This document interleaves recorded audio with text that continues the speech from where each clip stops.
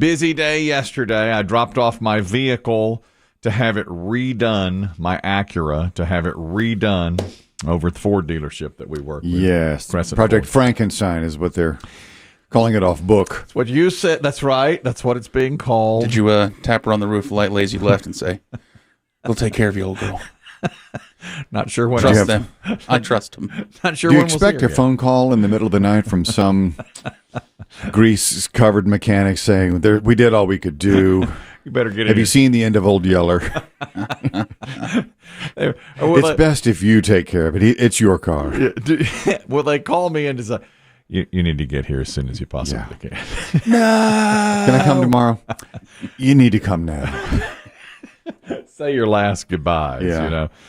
If you don't know the story, we work with a dealership, Crescent Ford, good friends, Tony Birchie, owner of Crescent Ford, Birchie family. And we've cooked up a promotion here where they say, we'll take the worst car possible. In America? In America, and have our body shop rebuild it. Like the Bionic Man, the Bionic Woman from years ago. And so I took it in a couple of weeks ago to have them look at it to see if they could do the project. And it took a long time for them to even say yes. Yeah. And I mean, even to a casual listener, a regular listener, like I know Tony is and his crew. Yeah. Once you see it, when you hear us talk about your car, you can't believe it's that bad. That's but right. it is. Tony didn't realize, neither did the body shop guys, when we got it over there 2 weeks ago. They said, "Oh yeah, we'll take care of it." Then they looked at it and they got down on there in a crouch. And said, "We never seen anything like this." He said, "It looks like people have been walking on the hood." I said, "That's because people have been walking on the hood." It looks like someone left a Thanksgiving turkey on the trunk. That's because they someone did. left it. Let me tell you this little story. I told, there were a lot of stains and rips and gouges, and a few of them brought back memories. I'll tell you this one I hadn't seen in a long time, and this pertains to Chris Demm. Now, in the floorboard of the passenger side of the vehicle, there's a stain, and it's like a little curly swoop. It looks like something's been spilled there, and it's been covered with things like I just throw stuff into the floorboard, so I haven't seen that stain in a long time, like old papers and fast food wrappers, mail, all that kind of stuff. Pickleball medals, clothing, all that kind of thing. So I yesterday cleaned it out. I wanted Tony to get it in its best. I didn't want any personal effects left in the vehicle. They said you better clear it out before we get it because you may not ever get it back. That's it. Car's been left. We may have to put her down. Right. So when I removed the clothing and the items from the passenger seat and the passenger floorboard, I saw this little stain. I said, "Oh my gosh." And it brought back so many memories. The stain is from Polynesian sauce that I spilled off my passenger seat into the floorboard. And I remember the moment I did it, and it was when I was getting ready to drive to Virginia for Chris Demm's wedding. Wow. 20 years Oh, my ago. gosh. How long have you been married? 20 years now, right? 20 and a half now. I know. So that was an early stain. That was August of 2001. That's right. Were you shoveling food in for the road trip, or were you going to pick up your, at that point, lady friend? She was actually in the passenger seat. The reason I remember... she saw it happen? Yes, and I blamed her for it. It was the woman who's now your wife. That's right. The Polynesian was sitting between us, like in the, where the gear shift is, and she was doing something and knocked it down, and that was my only Polynesian. So we had a little dust up there as we went off to Chris Demm. What am I going to dip in now? Yeah, so I couldn't. I want to meet these things dry. There's nothing I could dip in. Here, use my honey mustard. I don't like honey mustard. Was the other couple in the vehicle with you at that point? No, just the two. No, I guess we're getting ready to pick them up and head to Virginia, and that little syrupy sauce stays there to this day. Long since turned black, of course. I thought you were going to point to the hole in the floorboard because remember that time we rode in the rain? Yeah, about an hour south. That was another moment. Like, I can feel the road moisture coming off the road. I can see the road. There's a hole in the bottom in the passenger seat, and just going around it, seeing those things the like Gorilla Glue in the vents. That was the next one. Oh yeah, I remember that. That was about 12 years ago. The vent where the little plastic vent would come out. Came out, and I tried to glue it back in with Gorilla Glue. Yeah, we found you passed out in the parking lot one day from the fumes. Apparently, extreme heat and extreme cold are not kind to Gorilla Glue. And the Gorilla Glue itself expands, and so now we've got just expanded Gorilla Glue, and I eventually had to give up. So it's just a hole there in the dash. Just blowing air. Yeah, the body shop guy says there's nothing we can do about that. There's no way for us to get that back. I just picture some poor parts person today scouring the internet and calling states away to try to find parts for this car that may or may not exist anymore. You're right, Biggie. I mean, if they were to go to the source, Acura Motors in Japan, they may not have parts for a 98. No, not anymore. No. It's a 24-year-old vehicle now, and all of those things. But just the memories. Flooding back. Remember we had the anonymous email that said it's basically the last vestige of your freedom, your manhood. Yeah. And that's why you can't let it go, because it's the only thing that's yours. That's pretty good. She's a psychologist, and she said men often hang on to things that remind them of their freedom. Even though they may kill them. Correct. And their loved ones. In this case, a dog. That's right. You don't, if you hang on to it no matter what, you know. I have a fun little factoid for you guys. Not about my vehicle. Not about your vehicle, but about looking for parts. Yeah. There's that new show on Hulu, the Pam and Tommy sex tape story. How is it? Have you watched it yet? I've watched it. It's over the top. It's cheesy, but I like it. Okay, right. I'm enjoying the story of it. Now the guy. Wink. I'll be honest. I'm disappointed in the nudity. Yes. You're disappointed in the nudity. I expected more. You expected more nudity. I expected more. And then I found out that the girl whose chest you see, that's a fake chest. You mean it's... fake chest or a body double? No, fake chest. Oh, fake chest. Just prosthetic breasts. Yes, and he's wearing a prosthetic penis, obviously. Yeah, he has to. But, yes, she's wearing a prosthetic breast as well. Okay. I say he has to like I know the man. I don't know. Well, he said he put metal balls down his pants so he could feel the actor. more swagger. Yeah, the actor who played Tommy Lee. And then now, have you seen the scene yet where he has a conversation with his manhood? It's an animatronic man, and he talks to it. Yes. And is that weird? Yes. Yeah. How could it not be? And that really happened too. That's real. That's a real story. Apparently, he had to talk to his penis to kind of to get up for rev it up. Yeah, because he couldn't believe how hot she was. Yeah, we learned that. Okay. Yeah, I learned that story that actually came from Tommy's memoir. Yeah. I've not read that. I've read the group's biography. That's right. It's in the book, so they put it in the show here, right? So at the time, the guy that stole the sex tape, he went to all these different adult videos, known video makers, and he showed them the video, and they said, "Where's the releases? You can't, we can't sign this." Yeah, they were reputable enough to need the. They said we need releases. They'll sue us, And at the time, it wasn't a big thing. And one guy even says, he goes, "No one wants a celebrity sex tape." What? Yeah, really? Yes. So he got the idea to sell it on the internet because his ex-wife called him in the middle of the night to come fix her toilet, and he couldn't find this part that was needed for the toilet, and the internet was new.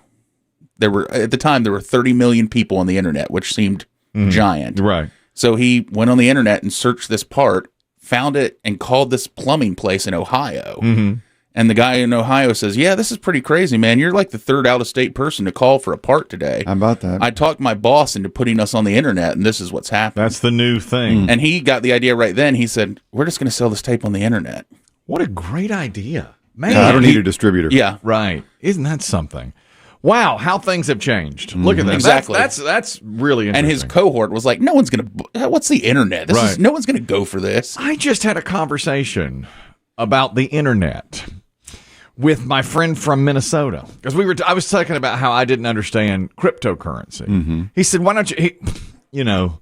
We got together over the holidays. I haven't seen him in forever. He's always ahead of the game. He's always way ahead of me on things. Really cool guy, always popular. Always. Known him since high school, and he and I are having a conversation. And he says, "What's your crypto of choice?"